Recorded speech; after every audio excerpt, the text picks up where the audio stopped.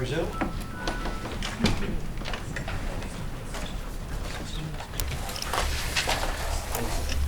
Good morning, Commissioner Cohen. Brian Wallace, Commission Counsel, and Lara Tesaro is with me. We're about to embark on the topic of predation, and no hockey jokes are allowed. Oh, darn. The way we're going to organize the next 3 days, Mr. Commissioner, is first of all to introduce you to the authors of our report number 8 on predation, Dr. Treitz and Dr. Christensen, who are on the stand at the moment. And once we ask you to accept their qualifications and put in some general information on the report, I will conclude their initial examination, but not invite participants to examine on the report generally at that point, simply because the lines between the general format and what it seeks to achieve and getting into the specifics of predators is impossible to find. Dr. Treitz and Dr. Christensen will both be back on the stand with panels focused on the particular species of potential predators. Dr. Treitz on a panel next on marine mammals, along with Mr. Elisiak and Dr. Ford. Then that, and following in that panel, all participants will have their opportunity to cross-examine. Then tomorrow morning, I anticipate recalling Dr. Christensen along with Mr. McFarland and Mr. Hume on a panel that's mostly based on fish predators, but also dealing with avian predators as well. And finally, on Friday, we have a half a day set aside for Mr. Gillespie to speak on squid. So that's how I see the next 2 to 3 days unfolding.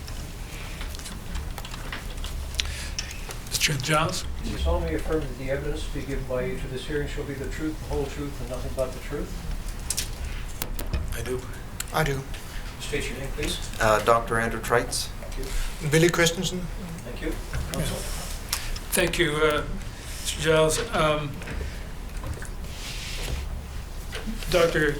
Treitz, I'll ask Mr. Lund to put your curriculum vitae on the screen, and can you confirm that that is in fact your CV? Yes, that is my CV. Thank you. And just briefly, Professor Treitz, you're a full professor at the UBC Fisheries Center and have been since 2006. Yes. And your professional relationship with that center goes back to 1992. That's correct. You graduated with a PhD in zoology at UBC in 1990. Yes. And you did an NSERC postdoctoral fellowship from 1990 to 1992. What was that area of study? It was focused on predation by seals on salmon. Thank you. And so marine mammals have been a special interest to you, and that goes back, I think, to 1980, right? That's correct. I've been studying marine mammals since 1980. Among your professional affiliations and research affiliations, you've been involved as a member of COSEWIC. Is that correct? That's correct. I was a voting member on COSEWIC as well as co-chair of the Marine Mammal Subcommittee, and I continue to serve on that committee now as a member. Thank you. And you've also had professional relationships with UBC, the Vancouver Aquarium, and DFO, correct? That's correct. I understand you've published close to 200 scientific papers. Yes, that's right. And that these papers have been cited in total almost 4,000 times. That's correct. Thank you. Mr. Commissioner, I'd ask that Dr. Treitz be qualified as an expert in marine mammals and in their conservation status and recovery. I see nobody seeking to speak to that issue. Thank you. I will move then to Dr. Christensen. Dr. Christensen, you are also a full professor at UBC. That's correct. and the Associate Director of the UBC Fisheries Center. Yes. You became a full professor last year, and you'd been an associate professor since 2004. That's correct. Your PhD in ecosystem modeling comes from the University of Copenhagen in 1992, is that correct? That's correct. And you've worked internationally on food web modeling. For more than 20 years, that's correct. Can you just very briefly tell us what food web modeling is? It's creating ecosystem models of which the feeding interactions are very important. And in the food web, we describe basically who eats who. Okay. And how much, I should add, by the way. Thank you. How much? Thank you. You have had more than 250 publications in scientific journals, That's correct. and your publications have been cited more than 5,000 times, correct? That's correct. Do you have any experience in salmon research? It's not my specialty. Food web interactions is, but I have worked a bit on predation on coho salmon smolt, and spent about 120 days in the field here in BC studying that topic. And I've supervised a student working in connection with the supervision of a student working on predation or mortality causes for coho salmon smolt. Thank you. Mr. Commissioner, I would ask that Dr. Christensen be qualified as an expert in food web modeling and predator-prey relationships. Could we mark Dr. Treit's CV, please, as the next exhibit? Exhibit 781. And if you could put Dr. Christensen's on the screen. Dr. Christensen, can you identify that as your CV? Yes. And could that then be marked as the next exhibit, Mr. Giles? Exhibit number 782. Thank you. Next, Mr. Lynn, if you could put Project 8 on the screen. If I may ask you, gentlemen, if you are the authors of the Project 8 report prepared for this commission, entitled Predation on Fraser River Sockeye Salmon. Yes. And yes. Thank you. Dr. Christensen, if I could just ask you to go to page 2 of that in the executive summary. Just as a point of reference, you say in the first full paragraph, you describe this as a review of the scientific literature, and say it reveals a wide range of species holding the remains of sockeye salmon in their stomachs. Is it fair then to describe this review as qualitative rather than quantitative? Yes, that's correct. And can you just help us by telling us the limitations of that in determining your level of confidence in your results? We think that it is a well-qualified report within the limits that are posed by lack of knowledge. And that means there's not very much data, quantitative data, on the predators, the potential predators of sockeye. So we've had to work within that limitation. Still, it's a species that's been studied for 100 years, so there is a considerable amount of information. In your report, you looked at, I gather, a large number of predators, and you initially came down to a list of 26 and then narrowed it further. Can you just describe to the Commissioner, please, how you went about identifying the species that were potential predators, and how you then went about narrowing it down to those you thought might have a potential impact that could contribute to the decline? We did a very systematic survey of what's available. We started off with freshwater stages, moved to the estuarine, to the straits, and out to the open ocean. And for each area, we looked at the literature, what information we could find about potential predators, and that made a long list. And based on additional information about diets and abundance, we then made a judgment on who might be the potential predators. So it's not a conclusive list that we have produced, but it is a fairly comprehensive list, and we had a set of criteria that we used for this. And are those the criteria set out at the bottom of page 13? Yes, those are the basic criteria we used. And we used them also based on, I would say, 20 years experience when it comes to evaluating what's important and what's not important. But yes, these are the criteria. Thank you. In the fourth bullet there, I think perhaps there's an error that ought to be corrected, where you identify the abundance of the predator must have been decreasing in recent decades.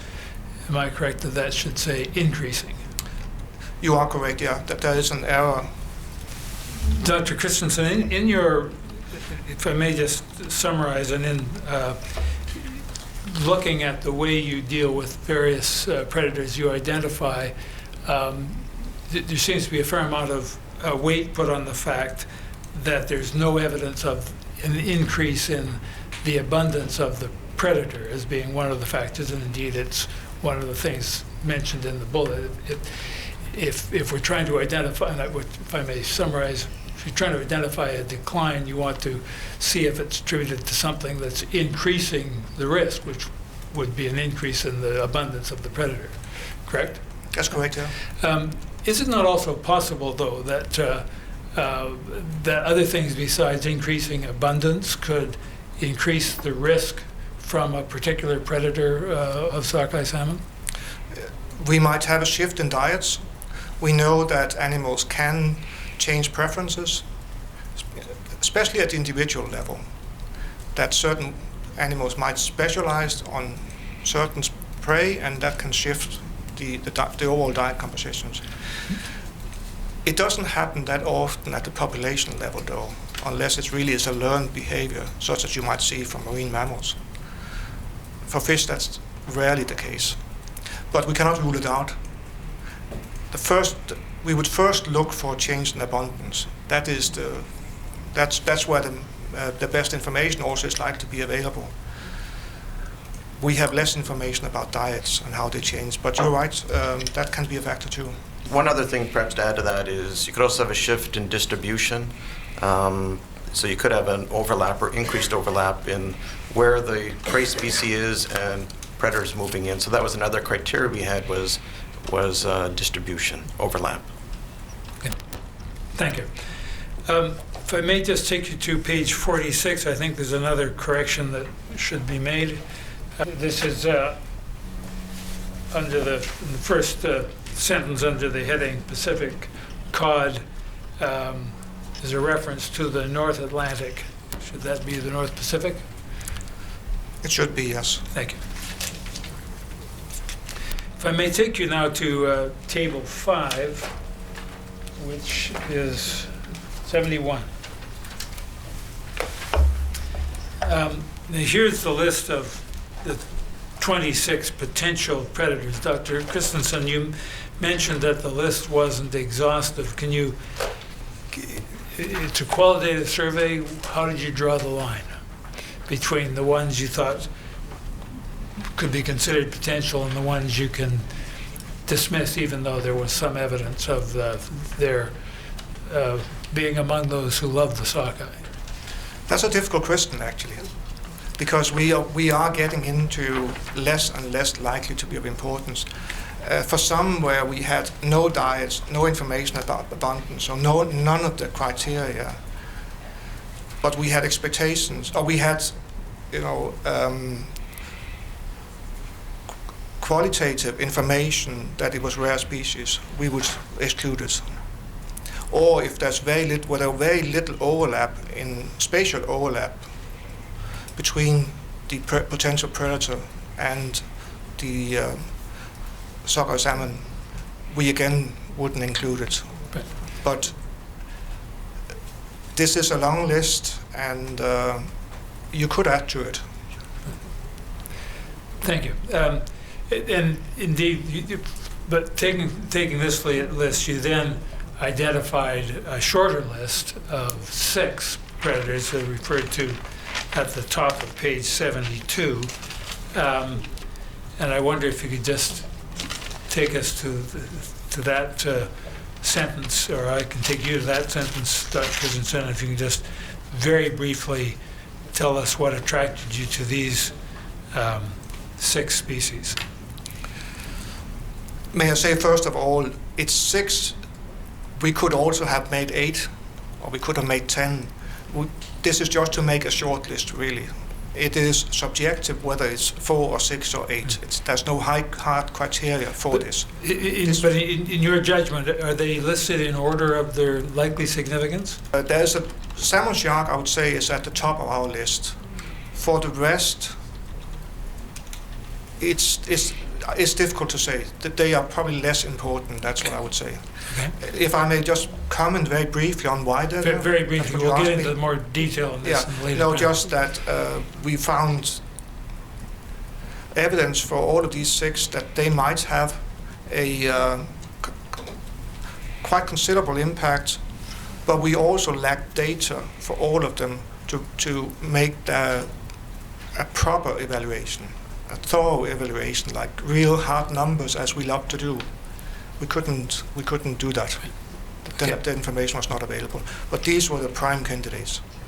Thank you. Dr. Treitz, I noticed that on the list of 6, none is among your specialty of marine mammals. Can you comment on, just very briefly, the dismissal of marine mammals from that Yeah, short maybe list? we just go back to the table on page 71. So down at the bottom, we have the marine mammals that are listed, and I think the most striking thing was that we didn't find an indication of, well, we can find indications that all have eaten some sockeye salmon. We didn't find any indication that sockeye salmon was an important salmonid in the diets. The only one that we flagged as a possibility was white-sided dolphins, and it was just as a possibility, but not up on the high list. And that was really because there's just limited information. And we'll probably discuss this later on, but only a few predation events have been recorded, and suggesting that sockeye might be more important, but I think overall that evidence is relatively weak. So we just didn't find a high indication, despite the fact that we've had increases in many of these populations, and we've had certainly the chance, because there's overlap between where sockeye are and where these marine mammal species are. But overall, when we just looked at the big picture, it really came down to one of diet, just not a strong indication that the sockeye was an important salmonid in their diets. Thank you, Dr. Treitz. Dr. Treitz, you contributed, I believe, to a forum called Speaking for the Salmon, correct? Yes, that's right. And if I may ask you, Mr. Lund, to take us to Exhibit 12. In that contribution, there's a paper which is part of that document, commencing at page 27. I won't take you to it, but just simply to ask you whether the views you expressed then remain your views. Yes, they are. Thank you. And if I could ask you, Mr. Lund, to take us to page 92 of Exhibit 12. This is a wrap-up, I think, by John Reynolds. And in the bottom of page 92, in the last paragraph under marine mammals, in the third line, he said, or sorry, in the second line, Andrew Treit's presentation was very interesting, especially with respect to the hake story. It's so easy to point to a single predator such as seals and be mad about it, or mad at it. Can you just tell the Commissioner, please, what the hake story is? The point of this in the presentation was to make people more appreciative of the fact that predation isn't just a two-way relationship. And a lot of people think that because a seal eats a salmon, and it's just a very simple thing, removing the seals would result in more salmon. And so this is pointing out that there are many of these interactions are 3-way, 4-way, 10-way, 32 ways. You have to think of this as being food webs, so that removing a major predator such as harbor seal would probably, based on the diet data we have from the 1980s, could result in more hake in the system, which could in turn result in them eating many other species, possibly salmon.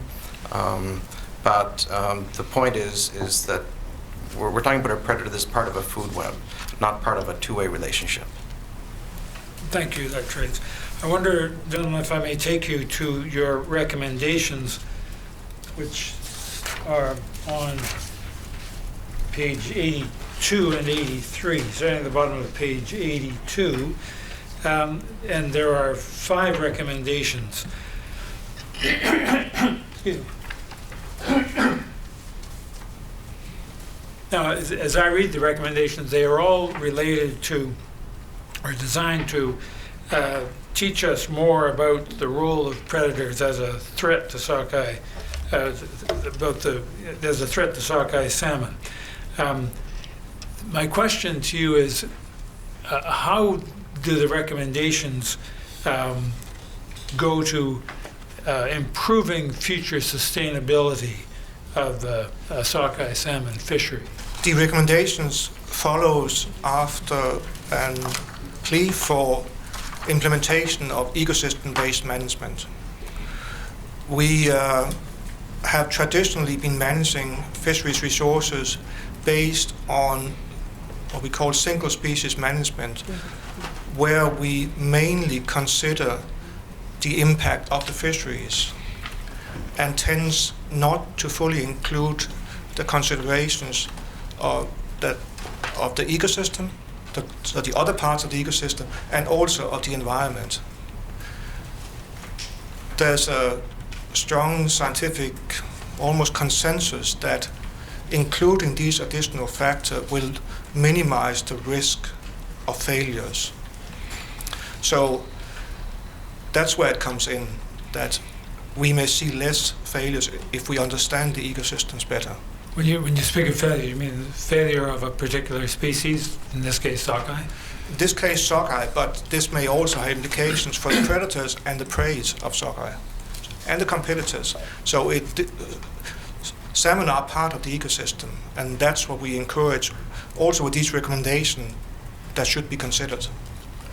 Thank you. Then just looking at the 5 recommendations, I want to just ask some questions about, again, a general sense, an order of magnitude sense, the cost of the information you suggest we should be seeking, and the feasibility of doing some of the work that's recommended. So, looking at the first recommendation, to summarize, it's a recommendation of amassing more data and on the diet and population trends of the 6 most significant species you've identified here. Now, how would that data be collected, Dr. Christensen? This would call for substantial efforts. We're talking about studies in the open ocean, and the open oceans have, with regards to salmon, not been studied for many, many years. So it's so limited effort that goes into that. This is maybe the most ambitious recommendation we have. What we're calling for is really an international effort, which would involve the North Pacific countries. And it would be a large undertaking, but the methods we have now are so much better than they were in the 1950s to 1970s, when the last big research efforts were conducted in the North Pacific. Yeah. We may be talking about, we can easily be talking about $10 million or more, but we're also talking about maybe 5 countries participating. Now, are there examples of this kind of data gathering being done in other parts of the world for other purposes? It happens regularly in other places in the North Atlantic. It also happens regularly when we're talking about oceanographic information and other kind of information. So what we are asking for is to set up a similar program that looks at the fisheries ecosystem in the North Pacific. Answering question one, am I correct? You really have also addressed recommendations 2 and 4 as well?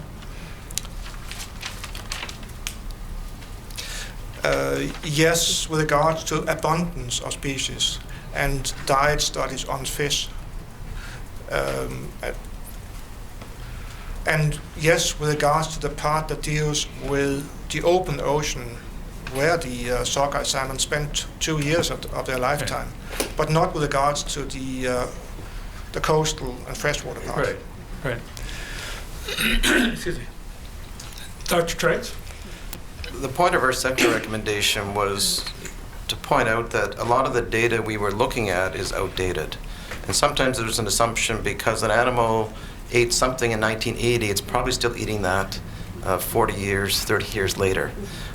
So we were trying to point out that you just can't assume because something used to be that way that it's still the same today. And so some attention has to be made to updating outdated information.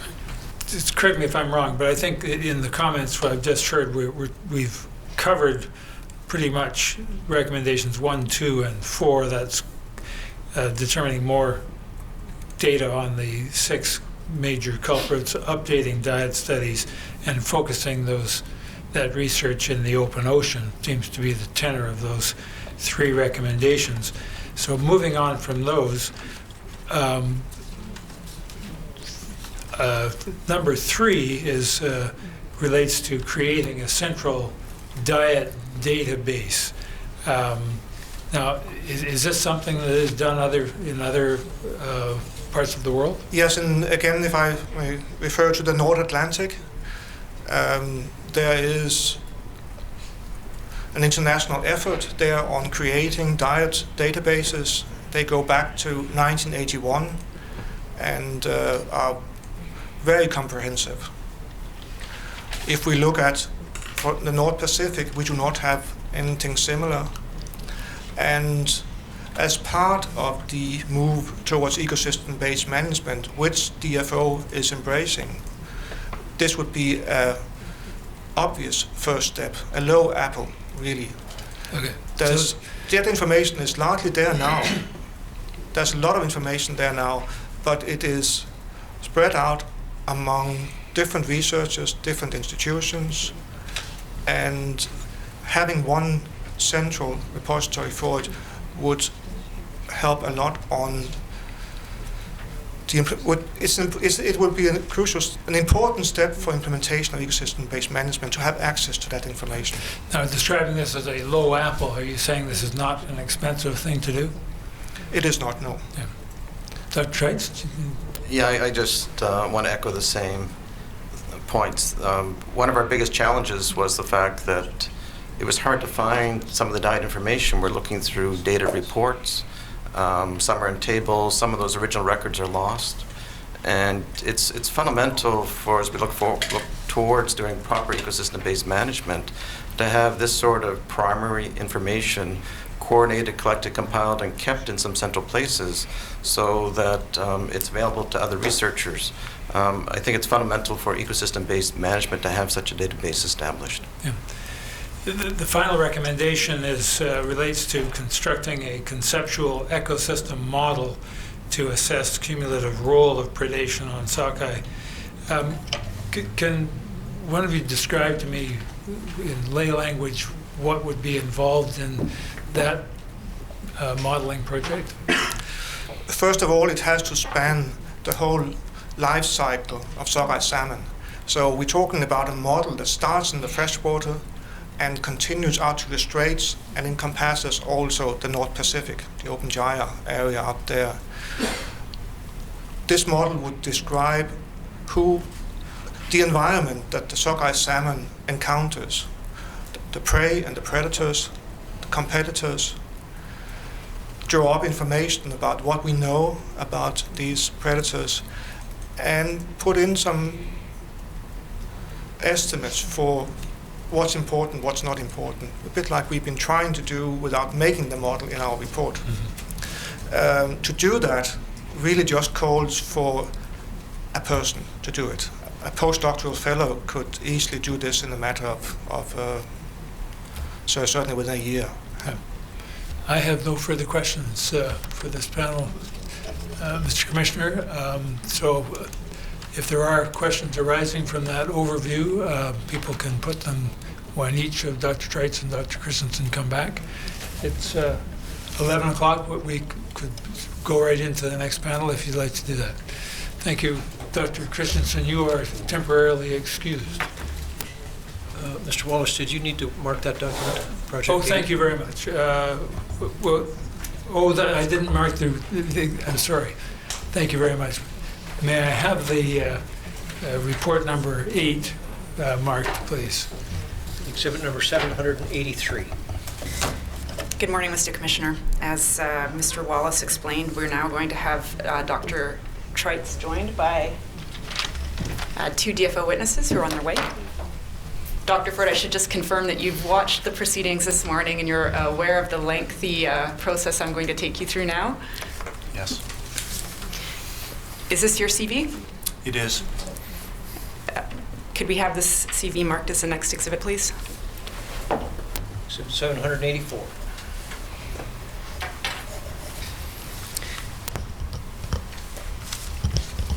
So, Dr. Ford, you are a DFO research scientist and the program head of the Cetacean Research Program at DFO's Pacific Biological Station and have served in that position since 2001, correct? That's correct. You're also an adjunct professor in the Department of Zoology and in the Marine Mammal Research Unit at the University of British Columbia. That's correct. And in that capacity, you have supervised and advised both master's and PhD students, including graduate students, studying the diets of Pacific white-sided dolphins. Yes, that's correct. You received a PhD in zoology from UBC in 1985 for your studies on the behavior and acoustics of killer whales. That's correct. And since that time, you have continuously studied and published papers on marine mammals in BC coastal waters and conducted field research into the conservation status, ecology, and foraging strategies of endangered and threatened cetaceans, correct? That's correct. And you have also provided science advice to DFO managers relevant to fisheries management and to recovery of endangered and threatened cetacean species, correct? Yes, that's correct. And finally, are you currently a member of the Marine Mammal Specialist Subcommittee of CSIWIC?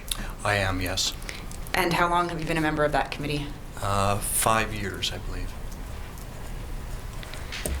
I would ask that Dr. Ford be qualified as an expert in the conservation, behavior, and ecology of cetaceans in BC waters, including their foraging habits. Yes, thank you. Mr. Lund, can I have tab 6?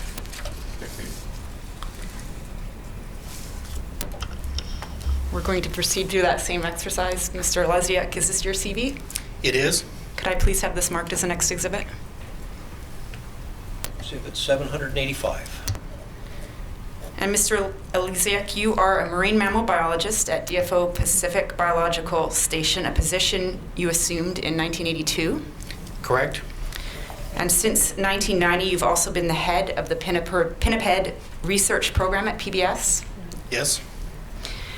Since joining DFO in 1982, you have conducted field research and published scientific articles and technical reports on the status, population biology, bioenergetics, and feeding habits of seals, sea lions, and other marine mammal species in BC waters.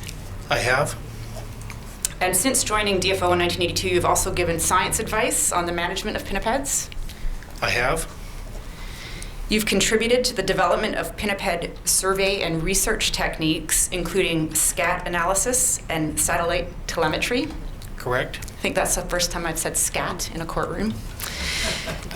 And you're also responsible for seal and sea lion surveys and assessments in BC and collaborate with marine mammal researchers in Alaska, Washington, Oregon, and California on those assessments. Yes. I would ask that Mr. Elysiak be qualified as an expert in the conservation, biology, and ecology of seals and sea lions in BC waters, including their prey requirements and diet. The first topic I'd like to discuss with the panelists today is the Pacific Salmon Commission workshop that occurred in June 2010. And I'll note that this is in pursuit of our terms of reference, which direct the Commissioner to consider previous reports, examinations, and inquiries. And I'll just ask all three of you to confirm whether you attended the PSC workshop on Fraser River sockeye decline in June 2010. I did not. I did attend the workshop. And prior to the workshop, I worked with John and provided some information on seals and sea lions, which he included in his presentation. And were you at the workshop? No. Thank you. Mr. Lund, could I ask you to pull up Exhibit 573, please? The presentation that you're talking about. I'm sorry, we should turn to page 2 of this document. Yes, it is. And Dr. Ford, in addition to this 5-page summary of your presentation, I understand you also presented a PowerPoint to the PSC conference. That's correct. And if we could just, seeing as it's been mentioned, leave this document aside and quickly pull up that PowerPoint for the purpose of getting it on the record. It's tab 13 of my list of documents. I'll just ask you to confirm, Dr. Ford, that this is the PowerPoint that you presented to the PSC workshop? Yes, it is. You don't need to look at the document any further to confirm that. If you do, there's a binder of documents in front of you. The title page is correct, so I Okay. assume the rest is. Great, thank you. And so if I understand correctly, you authored this PowerPoint with input from Mr. Elysiak. That's correct. So I think we can set that document aside, although I commend it for its amazing photographs and for its content. If we could just quickly turn to page 6 of this document where the conclusion is found, and maybe highlight out those first 2 paragraphs. And my question is for both Dr. Ford and Mr. Elysiak, and that is, do you still agree almost a year later with the conclusion provided here in the first paragraph of page 6, and in particular that only Steller sea lions and Pacific white-sided dolphins appear to be potentially significant predators of sockeye? Yes, I still agree with that. Yeah, and I agree with it as well. If we could turn back to page 5 of this document and go down to the portion on harbor seals.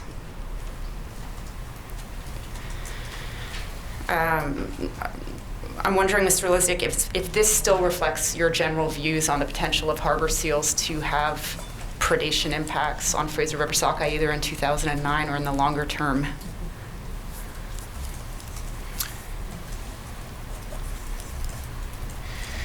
It does, and but you need to keep in mind that we are talking here specifically about Fraser River sockeye. I wouldn't dismiss harbor seals as being significant salmon predators on other salmon stocks. Thanks for that clarification.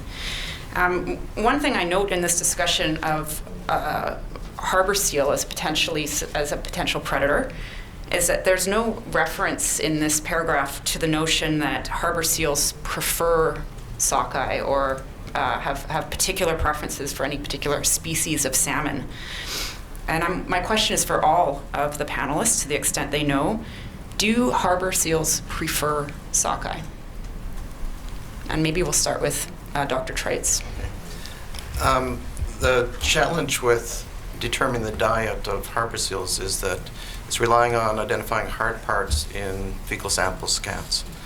And it's not been possible just from the physical shapes of the bones to know what proportion are sockeye salmon. To get at that now, DNA techniques are available, and that work remains to be done and will be done over the coming years.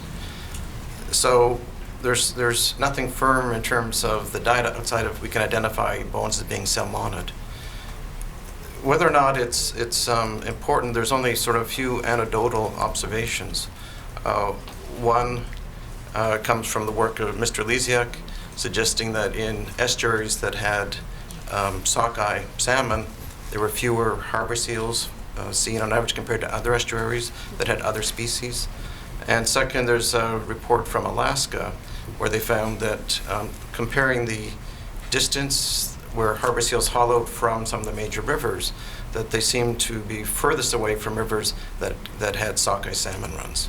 So they're sort of anecdotal. It doesn't get down to the nuts and bolts, but it's sort of the first step in suggesting maybe when we do the DNA work, we're not going to find a high proportion of sockeye.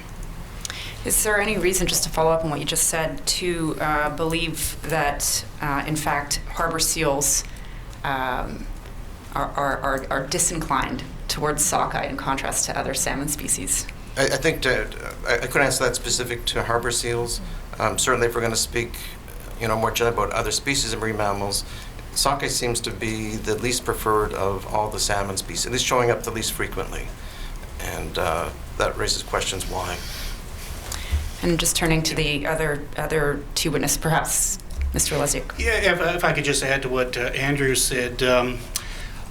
We have gone into some estuaries, not the Fraser River, and done more detailed observational studies where we actually observe seals feeding on salmon, collect scale samples, and those can be identified to species. And what we can say about seals is that they are generalists when it comes to preying on salmon. They will take all species that are available, depending on their relative accessibility, I think. And getting back to Andrew's point about numbers of seals in estuaries, it's actually there are significant numbers of seals in the Fraser River estuaries when salmon are returning, but the ratio of seals to the large salmon runs that go up the Fraser are lower than we see in some of these smaller estuaries. I don't know if you have anything to add to the other two witnesses' answers. No, I have nothing to add to those. While we're at this PSC presentation, I should just confirm, Dr. Trites, have you reviewed this 6-page summary? No. Okay.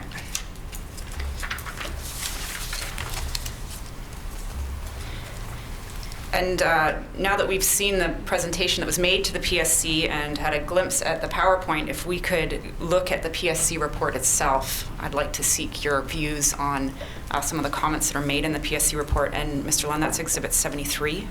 And if you could go to what is marked as page 58. And the sentence I'd like to ask Dr. Ford to comment on is the first sentence of the 4th paragraph on page 58, which reads, the presentation by John Ford on predation by marine mammals suggested that consumption of sockeye was negligible for most marine mammal species.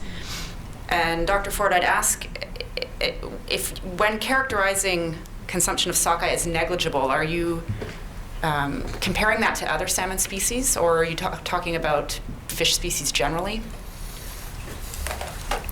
I haven't read this for some time.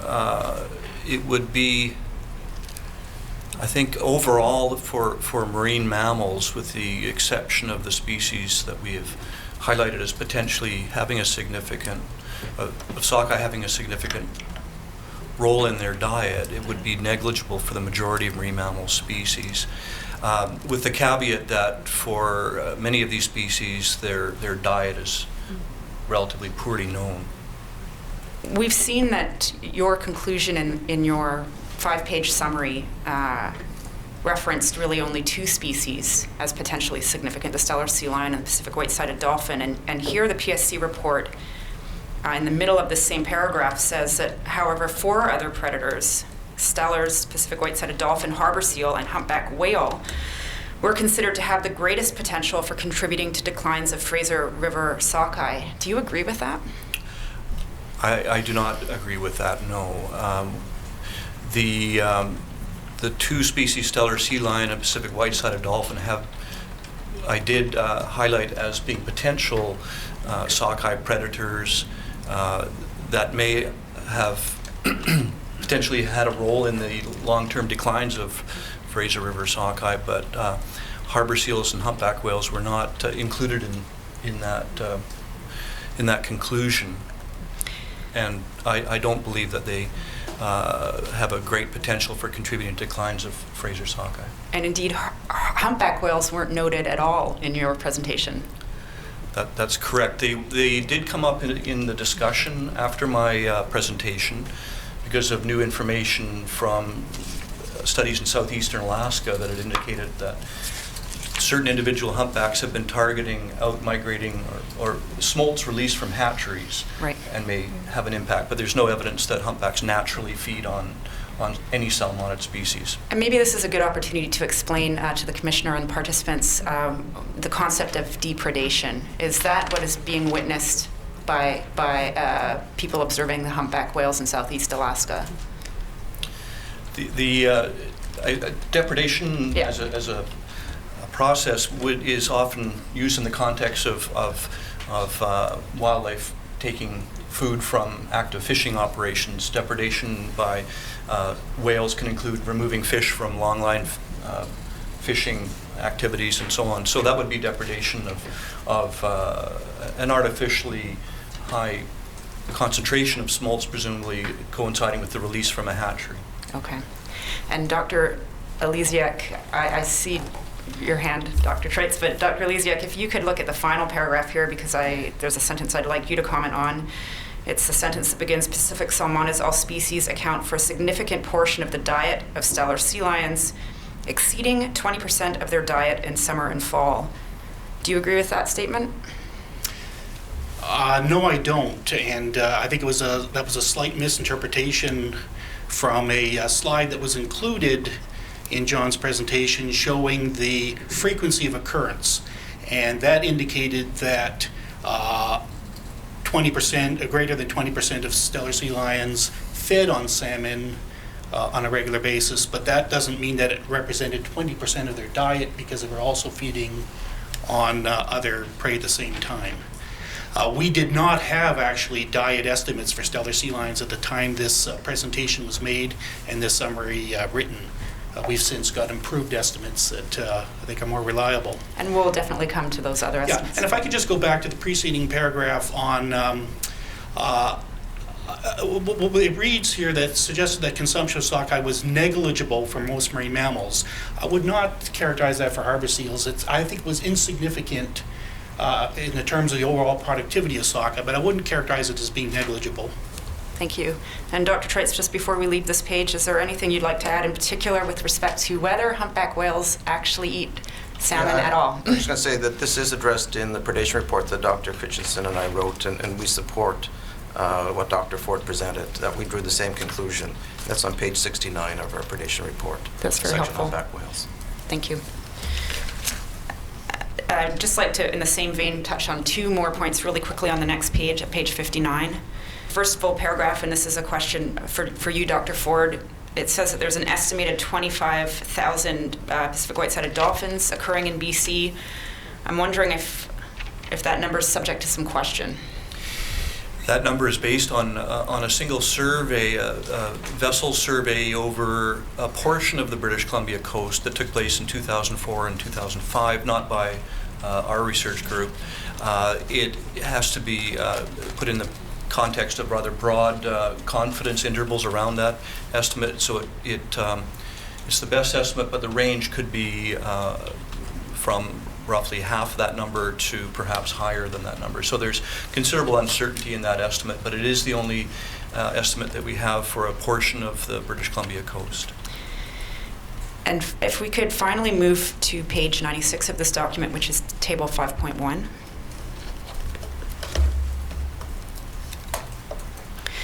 And I'm interested in the final right-hand side column.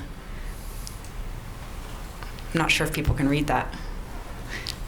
I'm looking, for the witness's benefit, to the far right column under the heading Plausibility and Realism of Proposed Mechanism. Can people see that? It seems to me, and I'd like Dr. Ford and Mr. Elysiak's reactions, that this section, there's a number of bullets of some factual, that are subject to some factual criticism. And one would be, for example, there are 60,000 Steller sea lions in BC. Sockeye, or it's stated to be sockeye, are greater than 20% of their diet. Is that correct, Mr. Elysiak? No, I think that 60,000 comes from an estimate for BC and Southeast Alaska combined. We often do our assessments for those areas together because there's a lot of exchange of animals and larger breeding sites near the border. And again, as I said before, sockeye are not greater than 20% of the diet in summer. They are about, I believe the figure is about 12% during the summer. 10% overall of their annual diet is salmon, of which a small percentage would be sockeye. And a final question about this document is, it's indicated in red font in this column that sockeye were less than 5% of diet in a 1980 study. I'm assuming, Mr. Lysiak, that this is your study that's being referred to here. Do you know that?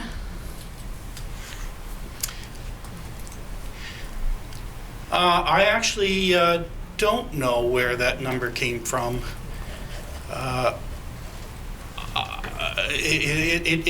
don't think it's an accurate figure of our inferred species composition of the salmon consumed by seals based on their distribution relative to different sockeye stocks that were being consumed. So no, I don't know where that 5% number comes from. Overall, based on a number of what I'll characterize as errors in this document, would it bring into question for you the PSC author's conclusion that over the long term, and this I should actually flag is at page 61, at the very top of 61, that marine mammal predation is considered possible as an explanation for the long-term decline in productivity of Fraser sockeye? Do you have any concerns about that conclusion, Dr. Ford or Mr. Lysiak? Yes, I believe that this could be taken or misinterpreted to indicate that the single explanation for the long-term decline could be attributed to marine mammal predation. So I don't agree with that statement. What I think would be more reasonable is that marine mammal predation is considered possible as one of the explanations or one of the factors responsible for the long-term decline.